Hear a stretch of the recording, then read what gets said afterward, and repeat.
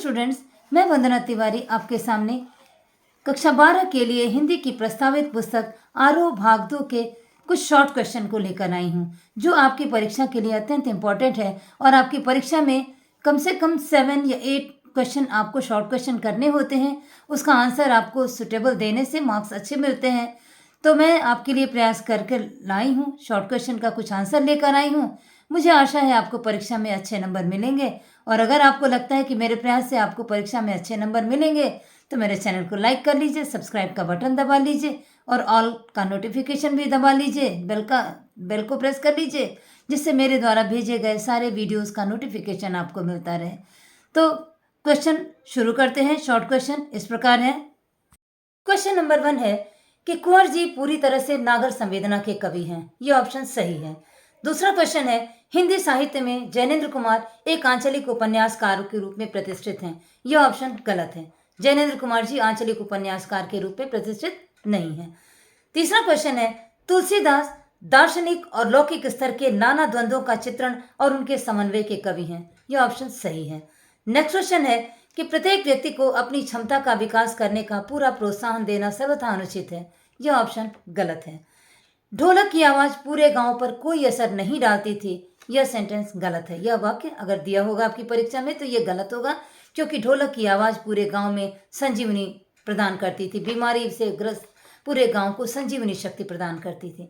तो अगर ऐसा ऑप्शन आता है कि ढोलक की आवाज पूरे गांव पर कोई असर नहीं डालती थी तो यह ऑप्शन गलत होगा। छायावादी कवियों ने पुराने उपमानों में नए अर्थ और की चमक भरने का प्रयास किया है। यह ऑप्शन गलत है। छायावादी कवियों ने कभी भी पुराने उपमानों में नए अर्थों को भरने का प्रयास नहीं किया है। अगर ऐसा क्वेश्चन आता है कि छायावादी कवियों ने पुराने उपमान में नए अर्थ भरने का प्रयास किया है तो यहाँ वहां पर आप ऑप्शन गलत को चूज करेंगे। गलत ही होता है ये। नेक्स्ट क्वेश्चन है, रेणु की द्वारा रचित, फणीश्वरनाथ रेणु द्वारा रचित जो मैला आंचल है वो एक एकांकी या नाटक है। तो ये ऑप्शन गलत होगा, क्योंकि फणीश्वरनाथ रेणु की जो मैला आंचल है वो एक उपन्यास है। तो अगर नाटक या एकांकी या कुछ कहानी कुछ और आता है तो आप उसको गलत करेंगे, क्योंकि फणीश्वरनाथ रेणु की मैला आंचल एक उपन्यास है। नेक्स्ट क्वेश्चन है, चार्ली चैपलिन ने कभी भी मध्य वर्गीय, बुर्जुआ या उच्च वर्गीय जीवन मूल्यों को नहीं अपनाया है। यह ऑप्शन गलत होता है। नेक्स्ट क्वेश्चन है कि गर्मी से तपी झुलसी धरती पर बादल एक शांति का संदेश की तरह आते हैं। यह ऑप्शन सही होता है। नेक्स्ट क्वेश्चन है कि आधुनिक उर्दू साहित्य में रजिया सज्जाद जहीर जी का अपना एक महत्वपूर्ण स्थान है। यह ऑप्शन सही है। रजिया सज्जाद जहीर जी उर्दू साहित्य की जानी मानी लेखिका कथाकारा है। नेक्स्ट क्वेश्चन आप देखेंगे आगे कि बात सीधी थी नामक कविता में कथ्य और माध्यम के द्वंद्व को उकेरते हुए लेखक ने बात को बड़ी ही सहजता से कहने की बात कही है। यह ऑप्शन सही होगा।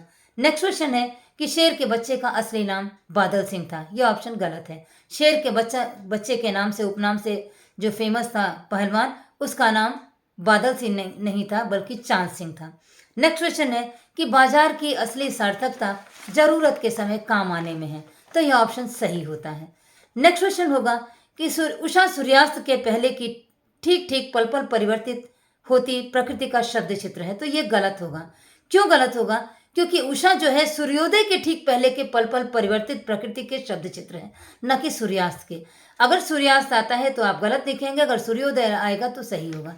उषा कविता में कवि ने सूर्योदय के पहले के आकाश में होते पल पल परिवर्तन का बड़ा ही सुंदर शब्द चित्र खींचा है। तो जरा सा आप ध्यान दीजिएगा, अगर सूर्यास्त आ जाएगा तो आप गलत कर दीजिएगा, सूर्योदय होगा तो सही लिखिएगा। तो इस तरह आपको कंफ्यूज कर सकता है ये क्वेश्चन, इसलिए मैंने इस पर पॉइंट डाला है, आपका ध्यान आकर्षित करने की कोशिश की है। नेक्स्ट क्वेश्चन है कि बादल राग कविता गीति काव्य के 6 खंडों में प्रकाशित है। तो यह ऑप्शन सही है, क्योंकि निराला की लिखित जो बादल राग है वो उनकी गीतिका के 6 खंडों में है और 6ठा खंड ही आपकी परीक्षा में दिया गया है। तो बादल राग 6 खंडों में जो गीतिका है उसी का एक हिस्सा है। आप इसको सही करेंगे। नेक्स्ट क्वेश्चन है, सिख बीबी लाहौर को अपना वतन मानती थी और वहां से साफिया को लाहौरी नमक लाने का फरियाद करती हैं, दरख्वास्त करती हैं। ये ऑप्शन सही होता है। सिख बीबी लाहौर को ही अपना वतन मानती हैं और साफिया से लाहौरी नमक लाने की फरमाइश करती हैं। यह ऑप्शन सही होगा। नेक्स्ट क्वेश्चन है कि बाजार दर्शन जैनेन्द्र की एक महत्वपूर्ण कहानी है। यह ऑप्शन यहाँ सही लिखेंगे। जैनेन्द्र की बहुत महत्वपूर्ण कहानी है। नेक्स्ट क्वेश्चन है कि मैला आंचल उपन्यास था 1954 में प्रकाशित हुआ था। यह ऑप्शन सही है, 1954 में प्रकाशित हुआ है। बादल राग शमशेर बहादुर सिंह की रचना है, यह गलत है। बादल राग सूर्यकांत त्रिपाठी निराला की रचना है। अगर निराला होगा तो सही करेंगे, अगर शमशेर बहादुर सिंह होगा तो आप गलत करिएगा, क्योंकि बादल राग निराला की रचना है। नेक्स्ट क्वेश्चन आता है कि साफिया का भाई पुलिस में एक बहुत बड़ा अफसर था। यह ऑप्शन सही होता है। साफिया का भाई पाकिस्तान पुलिस का बड़ा अफसर था, यह ऑप्शन सही होगा। नेक्स्ट क्वेश्चन आता है कि चांद सिंह पहले पहल श्यामनगर में मेले में अपने गुरु बादल सिंह के साथ आया था। ऑप्शन सही था। चांद सिंह, जिसको शेर का बच्चा उपाधि दी गई थी, वह पहली बार श्यामनगर मेले में अपने गुरु बादल सिंह के साथ आया था। नेक्स्ट क्वेश्चन आप देखेंगे कि निराला छायावाद के प्रमुख कवि हैं। यह ऑप्शन सही है, निराला छायावाद के प्रमुख कवि हैं। नेक्स्ट क्वेश्चन आता है कि अच्छी बात या अच्छी कविता बनाना सही बात का सही शब्द से जुड़ना होता है। जब यह ऑप्शन सही होगा, क्योंकि अच्छी बात कहने के लिए अच्छे शब्दों का चयन होना जरूरी है, तभी कविता या कोई कथ्य उचित होता है। अगर ऐसा क्वेश्चन आता है तो आप उसको सही लिखेंगे। अगला क्वेश्चन है कि जाति प्रथा भारत में बेरोजगारी का एक प्रमुख कारण है।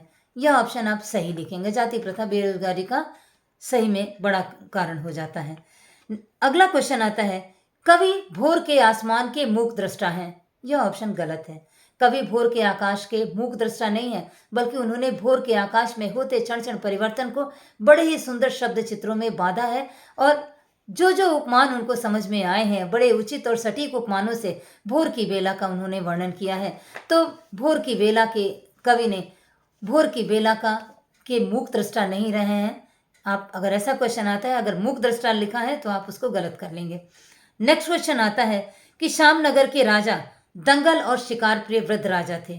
ऑप्शन सही लिखेंगे यहाँ, क्योंकि श्यामनगर के राजा जो थे वो वृद्ध और दंगल प्रिय शिकारी राजा थे, उनको ये पसंद था। नेक्स्ट क्वेश्चन है, अपने को जानना दुनिया को जानने से ज़्यादा मुश्किल है। ये अगर क्वेश्चन आता है तो आप इसको सही लिखेंगे, क्योंकि अपने आप को जानना दुनिया को जानने से ज़्यादा मुश्किल है। ये ऑप्शन सही होगा, यहाँ आप सही लिखेंगे। चार्ली चैपलिन की फिल्में भावनाओं पर आधारित हैं। ये ऑप्शन यहाँ पर सही होगा। अगर ये क्वेश्चन आता है तो सही लिखेंगे, क्योंकि चार्ली चैपलिन की फिल्में जो हैं वो भावनाओं पर आधारित हैं, बुद्धि पर नहीं है। ये सही होगा। नेक्स्ट क्वेश्चन है, सिख बीबी साफिया के लिए लाहौरी नमक लाना चाहती थी। तो ये ऑप्शन गलत होता है। सिख बीबी लाना नहीं चाहती थी, बल्कि साफिया सिख बीबी के लिए लाना चाहती थी। नेक्स्ट क्वेश्चन है कि कवितावली सूरदास की रचना है। ऑप्शन अगर ऐसा है तो गलत लिखेंगे। कवितावली तुलसीदास की रचना है, सूर की नहीं है। अगली क्वेश्चन है कि बाजार का जादू एक ऐसा जादू है जो आंखों के राह से काम करता है। ऑप्शन सही है। बाजार का जादू एक ऐसा जादू है जो आंखों की राह काम करता है, ये ऑप्शन सही होता है। भगत जी नमक बेचते थे। ऑप्शन गलत है। बाजार दर्शन के भगत जी चूरन बेचते थे, यह ऑप्शन सही होगा। अगला क्वेश्चन है, प्रात नभता बहुत लाल शंख जैसे भोर का नभ। गलत होगा, क्योंकि कविता की लाइन ऐसी है कि प्रात नभता बहुत नीला शंख जैसा, नॉट लाल शंख जैसा। लाल शंख के जैसा नहीं था, नीले शंख के जैसा था। अगर लाल शंख जैसा आता है तो ऑप्शन आप गलत लिखेंगे, और नीला शंख आता है तो आप ऑप्शन सही लिखेंगे। तुलसी के युग में भी बेकारी की समस्या थी। आप उसका उत्तर गलत लिखेंगे, क्योंकि तुलसी के समय में बेकारी की समस्या, राम के लक्ष्मण के समय में तुलसीदास की रचना जो रामायण लिखी उस समय, रामचरितमानस लिखी उस समय समाज में बेकारी की समस्या नहीं थी। नेक्स्ट क्वेश्चन है कि क्रांति हमेशा वंचितों का प्रतिनिधित्व करती है। ऑप्शन सही होगा, क्योंकि क्रांति हमेशा वंचितों का ही, शोषितों का ही प्रतिनिधित्व करती है, ऐसा कवि ने लिखा है बादल राग में। अगला क्वेश्चन है, साफिया अपने भाई के लिए लाहौरी नमक ले जाना चाहती थी। ऑप्शन होगा गलत। अगला क्वेश्चन होता है, चार्ली चैपलिन ने जीवन भर कोई संघर्ष नहीं किया। ऑप्शन होगा गलत, क्योंकि चार्ली चैपलिन ने जीवन भर संघर्ष किया है। अगर ऐसा क्वेश्चन आता है कि चार्ली चैपलिन ने जीवन भर कोई संघर्ष नहीं किया तो ये ऑप्शन गलत होगा। हरिवंश राय बच्चन छायावाद की लाक्षणिक वक्रता के बजाय सीधी साधी जीवंत भाषा और गेय शैली में संवेदना सिक्त अपनी बात कहते हैं। संवेदना सिक्त गेय शैली में अपनी बात कहते हैं, ऑप्शन सही होगा। नेक्स्ट क्वेश्चन है कि दिन जल्दी जल्दी ढलता है हरिवंश राय बच्चन जी की निशा निमंत्रण कविता का एक गीत है। ऑप्शन सही होगा। दिन जल्दी जल्दी ढलता है कविता हरिवंश राय बच्चन जी द्वारा रचित निशा निमंत्रण कविता का एक भाग है। तो एक और क्वेश्चन है कि हरिवंश राय बच्चन जी की कविता में हालावादी दर्शन है। ऑप्शन सही लिखेंगे और इस तरह हमारे जो कई कई वर्षों के परीक्षाओं में दिए गए शॉर्ट क्वेश्चन थे उसका आंसर दे दिया गया। मुझे आशा है आपको परीक्षा में अच्छी सफलता मिलेगी, और अगर अच्छी सफलता मिलने की आशा आपको लगती है मेरे प्रयास से तो चैनल को लाइक कर लीजिए, सब्सक्राइब कर बटन दबा लीजिए और ऑल के नोटिफिकेशन को भी दबा लीजिए, क्योंकि इस तरह के वीडियो जब मैं डालूं तो आपको मिल जाए और आपकी परीक्षा में आपको मदद करे। धन्यवाद।